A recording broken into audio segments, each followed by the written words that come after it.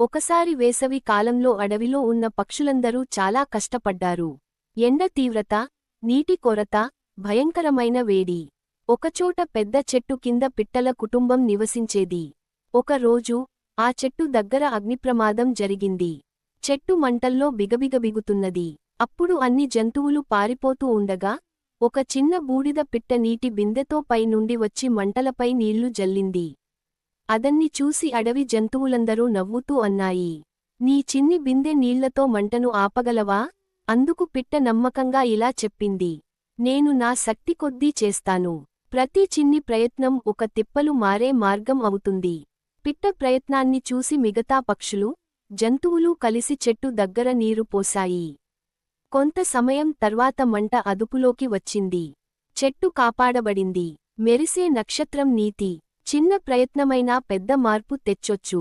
మనం చేయగలిగినంత సహాయం ఎప్పుడూ చేయాలి.